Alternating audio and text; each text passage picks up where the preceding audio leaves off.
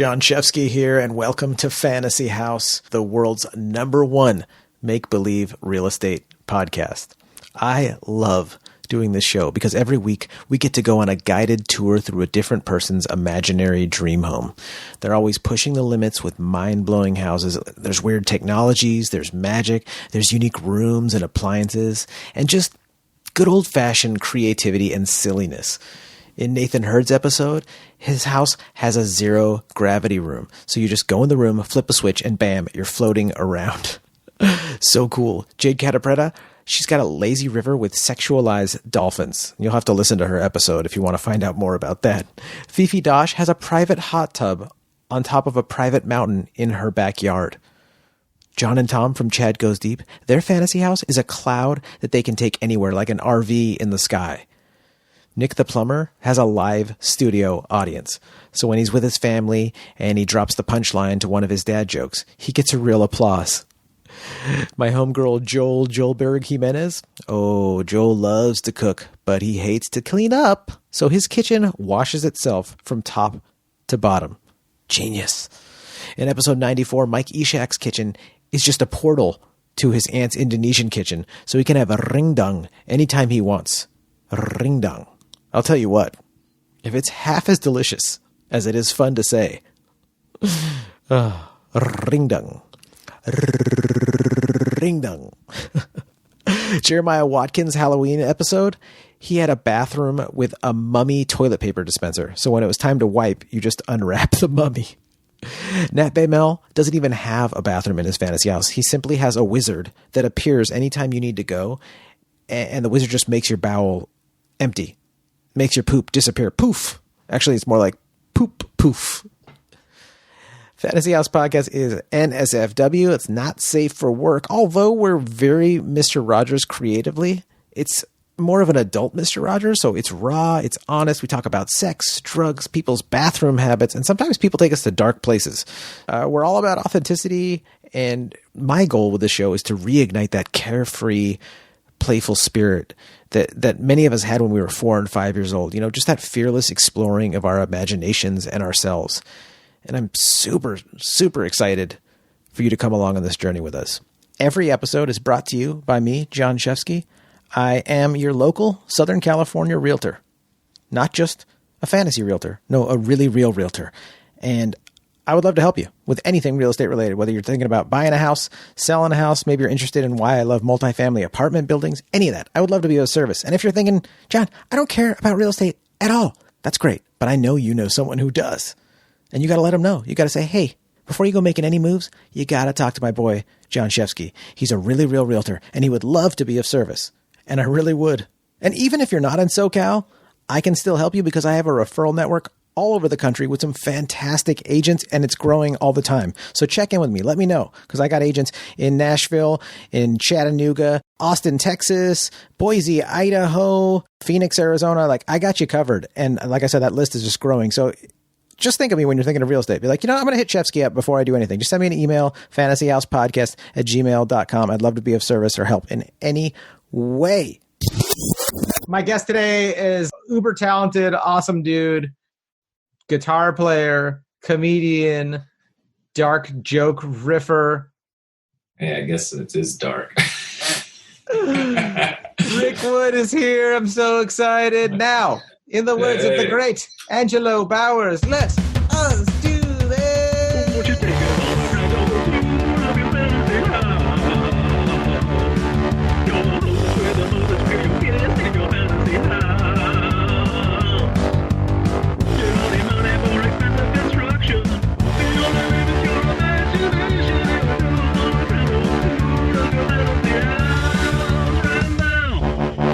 Yeah, it's always weird hearing an intro because you're like, yeah, that's what I'm like, huh? That's probably true. And then you have to just stew in it. Yeah, it's dark, it's just a peachy little year. It's a peachy, dark year. I woke up, I was like, I'm going to get up early, I'm going to get all this shit done. And then I woke up, my first thought was like, for who? Why? Like, you're ever just, when you're like, fuck, man, it's not even 9, and I already know this is a bad mental health day. And then you text, I was like, I should definitely be on a podcast today. Oh, it's so great. Yeah, so. Dude, I'm glad. That's I'm catching you at the right time to get. So maybe you'll feel like a little purge of that negativity getting to be on the podcast, or maybe I would try to get rid of it beforehand. Well, I'm not feeling real negative. I've kind of gotten a little better at that, but now it's just like apathy. It's become like fun. A spoonful weighs a ton in that shit, man. And I'm just like carrying it around. But I tried to actually like FaceTime someone. I was like, "You want to get coffee on the internet? Life exists in rectangles now. Everything comes in a box, you do it on a screen, and you're just like, all right." This little theoretical geometrist, or I'm just looking at boxes. Are you hopeful that like this isn't like a permanent thing, or do you get caught up in like, do you have a 30,000 foot view of it, or are you getting caught up in like, dude, this feels like it's never ending? Oh, I feel like this time next year the world's gonna look a lot more normal. I don't think people are like, I can't wait till it's like before. I go, well, it's never gonna be like before. Like, you ever break up with someone and get back with them? It's not like the first time. It's the new thing again. It's like, so how do you think it'll be different? Go through that. How do you think it'll be different? What's your? I want to hear your future. That's my question for you before you go to your fantasy house. Like, if we eliminate the COVID issue, COVID is not that. It's a big deal, but like, that's not why it's like it feels apocalyptic and it's the end of the world. It's like it's pulled back the sheet on how ill-equipped we are to deal with anything things that require this amount of humanity and sacrifice. That's a really, really important thing that you just said. Yeah, it's like all the cracks. I mean, it's like it's like getting your oil changed or something. Or like, well, we started that, and then we were like, oh, maybe it's like he's got a bad oil pressure switch. Anyway, and then we pulled the pan off, and you're like, fucking total the car then. What are you talking about? I thought I was just getting an air filter. And now I had like a mechanic who'd be like, yeah, you need to go at $2,000 work. I go, it's a 99 Camry. That is also mostly Lexus parts. It's from a Russian chop shop in Long Beach. $2,000 of work? This car is not worth it. He goes, Toyota's a good car. And I'm like, yeah. And that's how I feel about our society. It kind of is like that, where you're like, it was a good, like America was a good Camry, you know? And then it's just like, well, I mean, I think we need to like look into some, like maybe a whole new system. And so I'm, more like at that. But I think, yeah, the thing will be over. But most of the doldrums has been just like, well, I mean, would you still feel unaccomplished and like an imposter and things are difficult without the virus? Hasn't changed much. Like, I've kept my job. Yeah, I feel respected at it. I can't advance in my career in any way whatsoever. I work on things that are important to me with no ability to make other people feel like they should be interested in it. And then every new project, this is kind of sad, but I think anyone listening who doesn't know me should know, like, at this point in my life, all this shit is like, it's all that's left that's funny to me. Like, if you made a movie about a guy whose life like Death of a Salesman is a comedy. Yeah. And that was kind of what was breakthrough about it. It was like, it's a tragic comedy. It's a Coen Brothers comedy. Super dark. Yeah, super where I'm dark just like, yeah, like Serious Man. I'm like, I get it, man. Like, Serious Man is their Death of a Salesman, and it's oh god, dude, that's like brutal. Old Jewish people, like ones who like were closer to like the Holocaust and shit. I can listen to them talk about life all day. 'Cause I'm like, that guy gets it. Like, he's just like, it's a very fucked up thing, life, but you must love it. And you're like, fucking pass the fucking salmon and shit. What are you talking about? I'm down. Dude, you got me. Pass the bagels and lox. Yeah. No, dude, there's something, and that's one of the things I do love, and I'm extremely critical of all cultures because I think we need to be to refine things, including my own as a Jew, as an American, all that stuff. And I one of the things I loved once I got older and just appreciated more and more was the Jewish sense of like l'chaim, like to life. That cheer of Chai is like so amazing, and it brightens my day because even with all the crazy shit that we have been through since the beginning of time, there's something about the Jew that just goes like, cheers to life. Like, as they're just sitting there like, oh, another bad thing happened. Like, just another punch to the gut. They're just like, God, fuck you, God. I love life. I love you and I love life. Fuck you. And I just love that. I think that celebration is so essential just in the spirit, not just in Jews, just the spirit of humanity, which is great. Yeah, I feel that way about culture stuff. This is probably, I could be in like hot water over cultural appropriation stuff. But every time it comes up, I'm like, we should just find out who's got the best plan for everything. That's true, though. Like, all the cultures should get together and be like, all right, here's what we're doing for pants. And you'd be like, all right, these pants are not pants. That's right. You can wear them if you want, but like, if you got the 3 best pants, let's like, can we just split everyone wear jeans? They're good. They work great slacks. Whoever, I don't care who figured them out, and no one needs credit because all those people are dead. But like, yeah, they're fine. Then we don't need any royalties. Yeah, we got pants. Can we take a tour of your fantasy house? Yeah, let's do it. We're flying the orange drone over. We're looking down. Where's the geographic location? You're picking me up? I'm picking you up. I love it. Where are you picking me up? I made a whole fantasy life, man. I laid in bed. This is why I didn't go hang myself from a drain pipe. I was like, fuck that. I got to design a fantasy house this morning. You fucking asshole. I woke up in a bad mood and I got a text from John. He's want to be on the podcast? I was like, fuck yeah. My fantasy house changed though. It used to be in the desert. Now I'm like, I don't like it that hot. So we're up on the coast. Yeah. It's like, I mean, in my head, it looks like Big Sur, but like I still have the part of me that's more to reality. So I'm like Banana Belt, Southeastern Oregon. Beautiful. It's like a little more fucked off, right? Yeah. Cliffside, kind of ocean views. Right? So just think, any of that kind of shit. Doesn't matter, man. In my fantasy house, we're not chopping everything up into states, but weed's legal. Anyway, not that it's that important. I just feel like those states are always more fun. Coastal highway, pick you up at some coffee shop. We meet there, we have some coffee. I say, you want to go see the fantasy house? And you say, hell yeah, dude. Right? Yeah. Or whatever you want to say. Now that I'm all coffeeed up too. Fuck yeah. Right. Yeah, let's get a couple to go. Oh, and then I got a flat white, and then you get whatever you want. It's on my tab. Oh, thank you. And then we're gonna get in my Alpine Sunbeam, the first Bond car, little beep beep, Euro 2-seater, zipping up the coast, pull into one of these canyons. We're going dead end.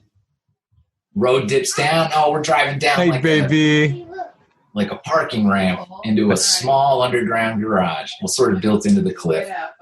And then we take the freight elevator way up because about 60 feet up this cliff towards the top of it is a sort of oblong, almost shaped like one of those modern vibrators where it's like a long egg. You know what I'm talking about? Dude, dude. I'm very atomic era. Like we're still very Bond right now. Yeah. Okay. Yeah. It's like a layer. It's totally like almost like shipping container dimensions, but bigger, but it's like more angular so it's like fatter at the back and it's concrete. Sounds sexy already. And then it comes out to a squared off rectangular front giant window that opens up. And this is all just mounted into the cliff rock heavy dude. There's a steel frame. This is all built. I've already figured out how it's built. Oh yeah, I love it. This is wild. You go up and then the elevator opens up into the back of that, which is, heavily weighted towards the back to keep it balanced and not tip off into the ocean. This is a dangerous house. One earthquake sending this but I'm living on the edge. Literally. Lord, please not today while I'm going on the fantasy house tour. And then you get up there and it looks like, in the Blade Runner sequel with Harrison Ford and Ryan Gosling, that bar that they're at when those planes come up in Vegas and all that shit. Yeah. And it's kind of like that vibe, like a little bit of like some like red granite, brushed brass elevator door. Everything's got like that mid-century and Art Deco vibe. Atomic. It's a real atomic age thing. Atomic and mid-century? Yeah, like gold to me always looks a little bit tacky. Not a gold guy. And, it's going out of style, huh? After the Trump presidency, like it's shoddy shit is like just going to be real gauche, right? Even gold rings, I'm always like silver, right? Or white gold or platinum. Like if we're talking about precious metals, like bamboo, bro. Gold to me is always just like the child's ideal. Like I'm rich, I have gold. Like what are you, Gollum? You lusting after gold? It's a very pretty color. I love brushed gold appliances, like knobs on stuff, and like if you have like a modern like sink with brushed gold is. I have plenty like brushed brass everywhere. Yeah, brushed brass is great. So to me, that's like a little more like it's like because gold's kind of a useless outside of electronics. It's not a very useful material. It's too soft to really do it. That's why it's so decorative and stuff. Then I have such a like hard on for utility. Yeah. Where I'm like, brass, like it doesn't conduct. Like when an oil rig catches fire, they have these fucking elegant brass tools they put it out with because they can't cause a spark to start a huge inferno. I didn't even know that. That's awesome. Brass is such an incredible, like a brass, but it's just such a great material. And it looks kind of nice. It has a little bit of that gold accent, but it's not like, gold's like this flashy, useless thing. It's like Melania. That's why he loves it so much. Wow. Wow. Brass is like Rosie the Riveter in a good dress. It's like, you want a chick that'll build you a steamship and then dance the foxtrot later? She's going to be able to camp. I want a chick that can go camping. Yeah. A big brassy broad. And, Big Brassy Broad. Is that the name of your fantasy house? Welcome to Big Brassy Broad. That's what I don't call it Chrome Canyon. All right. All right, so let's go. Let's check it out. Let's go in. All right, so that's the main room, that thing shooting out over the cliff. Yeah. That's like the grand hall, or, it's not super huge. I'm not like some maximalist, but it's that's like where you're sipping your flat white right now. It's like, showing me like, we're going to start the tour in a second. Yeah. I can get about 20 people in here comfortably spaced out at a Christmas party. Okay. And that thing, you open the elevator and that goes straight out before you, like out to the big window. And all you can see out that window is the ocean. Beautiful. Like the way it hangs out over the cliff. If you get out on the balcony and look straight down, of course, you'll see the Highline, the garage and shit. But it's set up mainly to just be a picture window view of the birds in the ocean. Get some whales sometimes. I don't know. And then, it's nice, like a conversation pit is in there. And, got like I got a thing where like a painting hides the TV, like I hit a button and that like, oh yeah. Like, no, you can't see any of the appliances. It looks like you're in like kind of like a cool museum or something. Some Bruce Wayne shit. Minimal flush, yeah. The house continues to the right where it's just built into the cliff wall. And so to the right in this room is like the kitchen, spacious.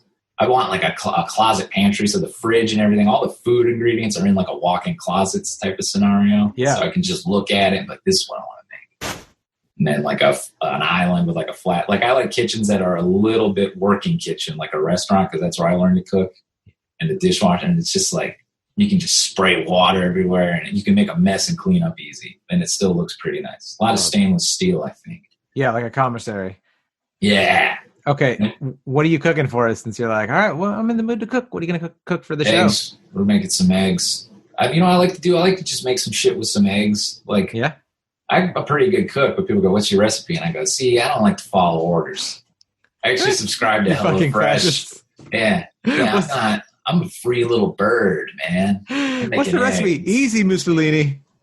Oh, I just wanted to know what you're putting in it. Okay, Hitler. Everything I know how to cook, I just ate something and read the menu. And I was like, what's the ingredients?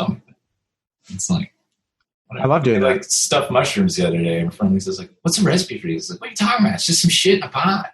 I was like, I had extra mushrooms, like white round mushrooms, or baby portobellos. Yeah. I was like, just popped all the stems out, minced the stems up with some goat cheese and some garlic. Yes. And then, you scoop that back into the mushroom. Yes. Keep going. Cap, and then you get some red wine vinegar. Yes. Sprinkle a little maz on the top of that, and a little marinara in there, and you throw it in a cast iron pan in the oven for a while, so that shit starts to caramelize and get all melty and sugary and shit. Oh. There you go. Stuffed mushrooms. There you go. Oh, I'll make a set. That's a good one. Or an egg. I do now? I get an egg. First I throw some black beans and some salsa in a frying pan. I get that shit going. Any old stuff like Mrs. Renfro's ghost pepper salsa. It's great. Okay. You get those black beans and that salsa, roiling up there, some garlic in there, seasonings. That's all it is. Yeah. Oh, yeah. Most good food is just like whatever was around and then spices. Oh, yeah. And then poaching a couple eggs in that. Just crack eggs on top of that boiling salsa, throw the lid on that. Then I stir that shit up and get out of a bowl, some avocado on top. Carb free. It just tastes like those like trendy breakfast tacos, like Home State, really good. Oh, I love Home State. Yeah. Yeah, but it's like you're popping. This is the most LA fucking talk right now. You get 300 calories right off the bat on the tortillas alone, man. Oh yeah. And it's carb calories too. So if you're trying to watch your carb intake, but if you just have beans, I do the same thing you're talking about, but I'll throw a little bit of sour cream, like a squirt of sour cream. Sour cream, sour cream. Oh, sorry, to top it all off and get it in the bowl, you got to put a squirt of sour cream, some of that comiga. Oh, cojito? That crumbly cheese, it's like feta. Yeah, cojito. I use feta when I can't get there. Yeah, that's it. And then some parsley, not parsley, cilantro. Cilantro. So just add to like a bowl. I love South American, Mexican food, all that shit. So those are all the lime. Got to get some lime on there. Mm-hmm. Those are like that food. You always feel light and full. And I don't know if it's because like it's spicy, but I'm like I have energy. Like I feel like this is kind of like me putting a lot of like stereotype on a whole part of the globe. And I just feel like it just got there's a reason cocaine's coming from down there because it's just got good cokey energy. I don't really like cocaine. It's the reason they call the dance salsa dance. Yeah, not that everyone's a cokehead down there. I can just see why people are like coffee. It's just like, man, we get up and we bust our ass, and then we take a nap, and then we get down. And I'm like, fuck yeah, man. Fuck yeah. All right, what's the next room, dude? Now that we got all this, we got the chilaquiles with no tortillas. So the big hall just opens up to the kitchen. That's like the public area. Okay. It's like, all right, you've got a kitchen, dining room, and then it kind of like eases into that big long, basically dick that I got jutting out over the ocean. Very phallical house. Yeah, I'm just well, you know, Rich Slayton's bit about why buildings have to be shaped like penises. It's not the patriarchy. It's like, because how the fuck are you gonna live in a giant vagina? It needs to. Some things have to be dick shaped. Oh God, I love Rich. Baby Slayton. So we go in through past the kitchen. It opens up to. It's just like a box, basically. The idea got it, where it's just a long hall. Yeah. It looked kind of like almost like the Continental Hotel at Walt Disney World Orlando, Florida, where it's 2 stories and down a long hall. The first door on the right is the bathhouse. And it's just jade, man. It's all jade in here. Oh, nice. Yeah, built in. There's a cold bath and a hot bath and a shower.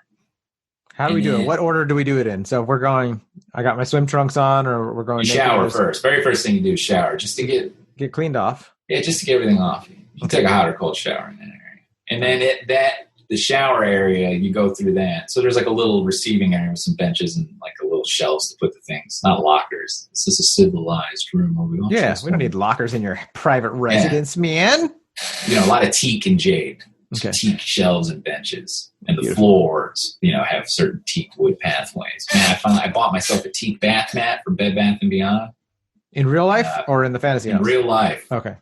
It's just a small $40 wooden bath mat, which if you had told me this in my 20s, I was going to spend $40 on the bath mat when I go into the dollar store, I'd be like, what bougie asshole. But look, right in your 20s, go ahead and spend the $40, get shit-faced drunk with your friends and doing something that's going to ruin your life later. But I'm telling you, when you're older, when you finally buy the teak bath mat or whatever stupid little quality of life baseline cost luxury item, I go, this is the last one of these I'm never going to buy. Anytime I buy a thing like that, you'll never see me happier than when I bought the last one. My cast iron skillet, I held that thing. I'm going to go, this is unless someone steals it, the house could burn down and I'm going to go get in the ashes and still got that skillet. Get your cast iron? Oh, yeah, dude. You take a 9/11 to get that skillet away from me or petty theft. But anything like that. So, but if you're in a position to get yourself a teak bath mat, it's great because you just, every day you stand on that. This is fucking way nicer than that grody carpet. The damp, wet thing outside the bath. That's my personal, preference. And it feels good under your feet, dude. The separated like wood. How you have those pressures on your arches and in the ball of your feet and the heels. I just feel like you're about to get something done. Yeah.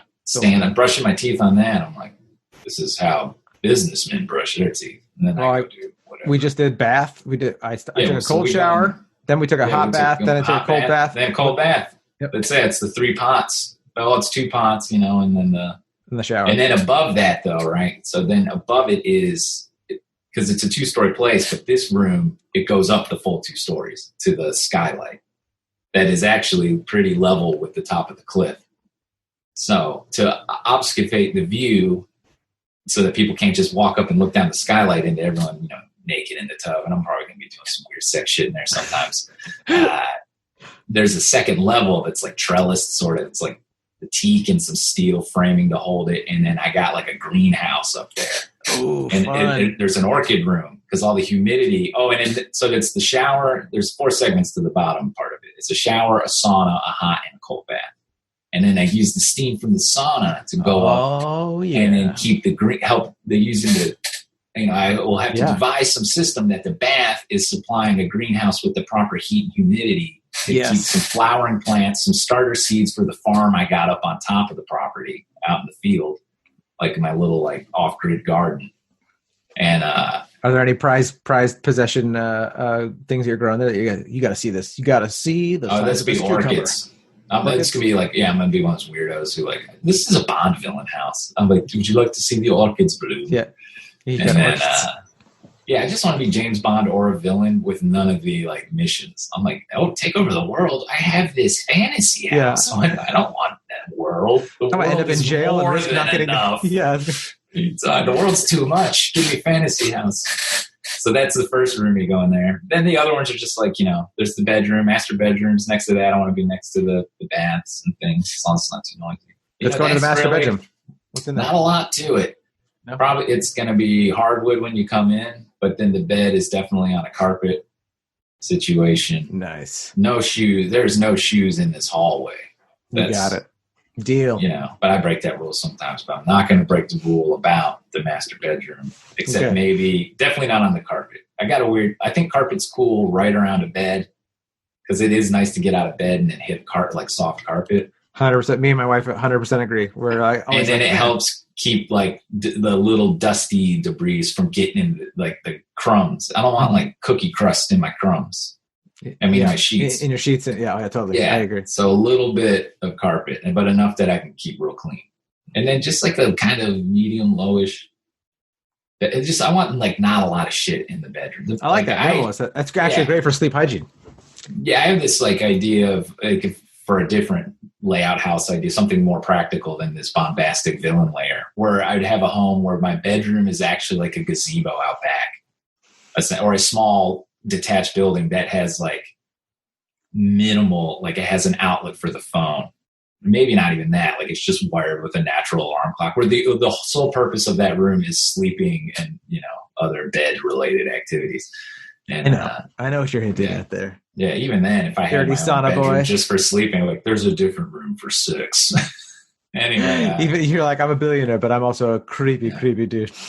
Yeah, the bedroom's just basically like, they have a wall of mirrors because not just for horny stuff, but it's like it's just a place where you can calm yourself, sleep, and then get your shit put together for the day. So you get your closets, your dresser, your valet, your mirrors. No fucking TV is in there.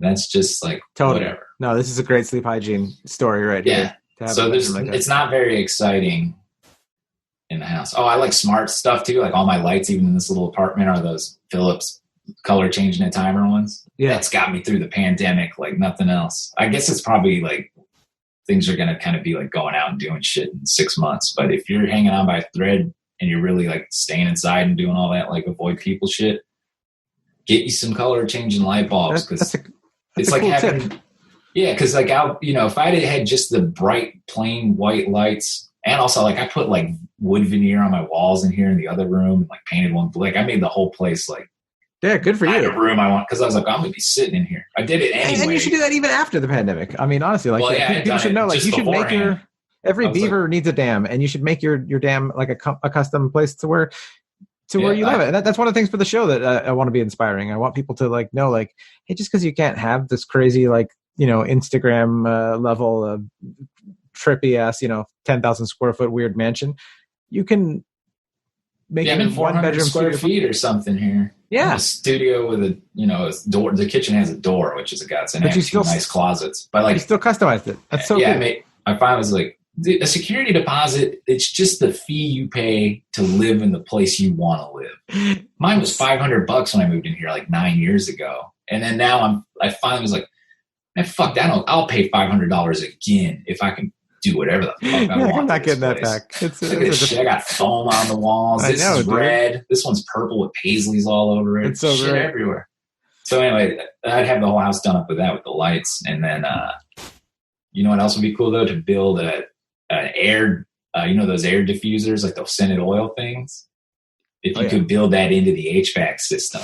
So you just got like a rack of essential oils. That's genius. Like liter bottles of different fragrances of essential oils, kind of like the way like a soda gun works at a bar. I would love that. You can in an app do custom blends where you're like, hey, let's do 10% cinnamon, 20% jasmine, some rose, little frankincense, and I'm making like kind of a horny chill scent. And then you can pick which rooms you want that shit to go to. Dude, that's so rad. That's so rad. So like just like that, like you can be in the bedroom and be like, look, at 11 p.m., this bedroom gets hit with a pretty good lavender chamomile scent, and you're out like a light. And then I love lavender chamomile. Synced up with the sunset, the house starts to smell like eucalyptus.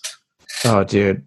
This wouldn't cost that much. This sounds like a crazy like Bill Gates thing. Like We could sit down and build this fucking thing. Oh yeah, probably be like tech rich. Dude, it's like so some servos and some PVC hose. Dude, I would ask you right now. Can you put on Siberian fur? I just want to. Yeah, just like any scent, any way I can. I've been experimenting. I bought a diffuser and a bunch of essential oils because I was like, all right, got a lot of time on my hands. I don't want to just smell me in here. Orange. Who doesn't want to smell you? I don't want to smell me. I don't want to smell myself. I want to smell something. Dude, I love essential oils. Yeah, because of like being cooped up a lot, like the changing the lights and the smells in here. It's like I feel like I have like 10 apartments. I mean, it's all the same furniture, but sometimes I'm like, what if it was just green as shit here and everything smelled like what I think the jungle might smell like? That's so rad, dude. And it's such an overlooked part of our sensory too, and it's so huge. Smell is so huge, but because it's not something you can see, like color and taste. I don't like to watch a lot of like my favorite show is to go on Netflix and then look at all the thumbnails and then go, cool, that's what you guys are into. And then I finish what I'm eating while I flip through the thumbnails. I look at a few trailers and then I love it. And then I don't watch anything. I just put the smells in and make the lights all weird. And I listen to music or I read a book or something. You need smell flicks. You got smell flicks in your house. Basically, I have smell flicks. All the other bedrooms, none of the bedrooms are remarkable in terms of like, it has a wacky feature. I was just going to ask you, are there any other rooms, anything else we need to see at your fantasy house? Well, there's definitely like a studio, like a recording studio. That'll be all the way at the end. That's the only room where it's like, there's no window solution. Okay. That's all. Well, the bedroom has, no. Well, I guess I put my bedroom on the second story. I've yet to work out a solution where I have skylight windows that are basically on level with the top of the cliff. Okay. And I guess I just don't have people wandering up to my house and looking in my windows. I guess you're fine. Got a fence and living that life. Totally. You're a fantasy. Yeah, you're in a fantasy world. I'm not having kids. They're not going to be down there like, was Daddy sleeping naked? It's like, don't be looking in the window. Or I got a one-way mirror. I don't know. But all right, take us to the studio for the last room. I really want to see the studio and kind of go out with a bang here. That's like the cool, fun room. I mean, it's just like designing a studio is a lot of work. You want like a big track. I like a big tracking room where it's like a fairly large. It's like a 20 by 20 or something. Wow. All right. Sort of.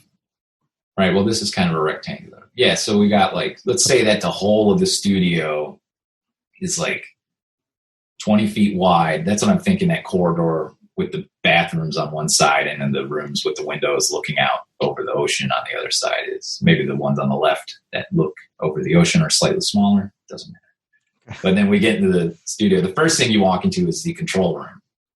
I'm kind of setting up like Strobe Studios was in Chicago because I used to hang out there. And so I know how it works. Oh, right. So you open a door at the end of the hallway, the bathroom and all the bathrooms and bedrooms and whatever, the 6 utility rooms of different functions like bedrooms and shit are on. And that opens up to the end. You're in the control room, like where the producer and shit sits. So you just come in and immediately to your right is like the mixing board, the monitors, the tape machines, all the cool shit that I don't even still after years of fucking with don't really know how it works. I don't really know what I need to use this for. And I want that to kind of be designed more like one of those like Soviet era Cold War like missile bunker. Like it has that sort of like those consoles that are like angular as shit. Oh yeah, dude! Like really there's knobs above and below. Yes. Yeah, like you could launch a missile from there. And it's just mixing. It's just like something you can do with one knob nowadays. But I'm like, we need a lot of lights and knobs. Totally. And then there's a big window on the on the other side of the door you come in. Then there's that dealie where you got to walk through 2 doors to make like a sound barrier and all that. There's just one big heavy door. Love that. And then that just opens up to a real nice room with some more. Are they still Oriental with the rugs? Some Asian rugs. Thank you. Or just some kind of nice rugs on a hard floor. Yeah. And then and here's the thing: that room, like, it has the story below it, but it's just emptied out to create the amount of larger space. Steve Albini's studio has this, where it's a false floor. It's floated above like a basement, so it's actually feels like you're in like a 12-foot high room, but you're really in like a 30-foot high room or something. Interesting. It's just designed with acoustics in mind. And then you can put like a reverb tank and other shit, like a, storage or something down there. So I'd have some stuff like that's like the basement. What are we doing? Like, are you and I going to pick up an instrument since we're in your studio? Yeah, we'll just jam. There's drums in there. Yeah, we'll just turn on all the recording inputs and let Pro Tools just run with every track going. So, and then we'll just get drunk or high or just goofy. leather sofa and stuff. It's just like fun and creative. You just feel like a rock star in there. Oh, and so then cool. No Coke because I don't want my shit getting smashed. Yeah, let's keep it responsible. Yeah. Just weed and alcohol. Yeah, there's a grand piano, a Steinway, or a Yamaha, probably grand piano. Yeah. And then like even in my fantasy dreams, I'm like, I could probably afford a Yamaha in this insane $1 billion house I'm building. And like, is that like the most expensive piano is a Yamaha? No, Yamaha would be like affordable. That's the affordable in terms of a grand piano. That's practical. I mean, it'd be very nice. It'd be like something. Yeah, it'd be like Japanese engineering, where it's like, look, we don't have all the like, this is European finery. They were just like, we made it good and we made it affordable. Like my Seiko watch. It's like, this is a really nice watch Yamaha's for like $200 or something like that. Yeah, Seiko's great. I love that. Japanese, dude, they know how to do that stuff, right? They'll make it quality. Their design aesthetic is so pleasing. Like, it's not frilly. I love straight line. I'm a sucker for those glass and concrete houses that everyone hates, There's no personality. I go, great. I don't want you to know so much shit about me just from looking at my house. We getting a dossier together. Those are houses where it's too much personality sometimes. I'm like, what's Count Chocula live here? Get the fuck out of here. What are you doing, you whimsical weirdo? I mean, do whatever you want, but I don't want to live that way. Oh, dude, you sold me. You said whimsical weirdo. I was like, let's have a look at that house. I might want to buy it. Yeah. Right? Dude, fun. Where can people find you? This has been friggin' awesome. Hey, I just told you I'm making an escape layer. I don't want to find him. Don't you want people to follow you on? No, they should follow me. I'm not on Twitter anymore, which has been a great. Good. I love it not being on. Most sane people are getting away from Twitter. Yeah, I don't think it's healthy, and not in a way where like everything like I'm not healthy. When I'm using Twitter, it's not healthy. Yeah, totally. Like I'm not using it correctly. I'm just like on there like stirring shit up and being annoying. Everyone else at times is doing that. I don't have to explain why Twitter's bad. Yeah, I was going to say thank Twitter. You. But, I just didn't want to say it like I'm better than Twitter. I was like, I am trying to be better than the person. Like you don't want alcohol abolished, but you also don't want to drink. It's totally good. Yeah. I get on Instagram once in a while. It's at Rick Wood, or the O's or zeros. I also been really revitalizing my music career that I said I shouldn't have continued to do. But I did learn to sing, and people seem to like it now. So yeah. Also, sometimes I'm like, I should just make them and sweep them in the songs and then throw them in the trash, like those little Zen painter guys. And then I should be. But there's this weird compulsion when you make a thing. Like, look at you want Rafiki to come and throw it up in the air like it's Simba, so everyone can get down. I know. But also, there's something super cool about just being like, I just made this thing and it's deleted. Yeah, I just have it. I did it. I do that a lot too, though. So like for every song I will show someone, there's 5 that are in the trash. Dude, I've just been painting over paintings recently to start a new one. I'm like, I'm so glad I did that. I'm so glad I did that. Like, it feels amazing. And then, end up being like, now I made room for a painting that I could love, and I did it, and it worked out well. So to have the courage, throw your shit away. Yeah, but if you look up the Earth Satellites, that's the name of the band, the music group. That's like the earthsatellites.bandcamp.com. That's, I think, the best place to. And then we'll put the link in the show notes too, guys. So listeners, and we're on Spotify if you want. That's convenient for listeners. Spotify gets like $1 billion, and then I think I get like the idea of a penny is floated my direction. Yeah, I've heard people talk about that a lot lately. It's kind of been on people's tweets and memes have been talking about it. I had no idea that they're so bad at like just sharing their wealth. So they're making a shitload, but also the artists are like, you'd have to stream this many. It's not radio. Like radio should have to pay what they pay to stream a song because they're filling a finite amount of time in a day. But Spotify is infinite based on how many user nodes you have, right? So it's like, should I get $1 a play? I could just go on there and make $1,000 just by logging in a bunch of computers and running them. But there needs to be some balance. I would love that. Yeah. But I'm one of these people who's like, yes, the rich have way too much, but also like, I don't think we're all going to get a gold yacht. But we should aspire to a world where, no one's fucking starving. Sounds like you're a reasonable human being, and I really like that about you. Trying. Guys, thanks for listening. It's been a friggin' great time checking out Rick's his villain lair, his really friendly villain lair. Yeah, I'm just growing orchids in there. It's just growing some orchids, bro, and taking some hot and cold baths, and making some stuffed mushrooms. It's, NBD, and then we just record an album with in his little Rick Rubin Center. It's great. No, guys, seriously, it's been a blast. Fantasy House community, you guys are wonderful. Super, super stoked to do this episode. Hit the share button, hit the subscribe button, give us a review. you. And go check out Rick's. I'm going to put it in the show notes so you can check out Rick's music. It'll be freaking awesome. It'll be such a good time. If you like Tom Petty.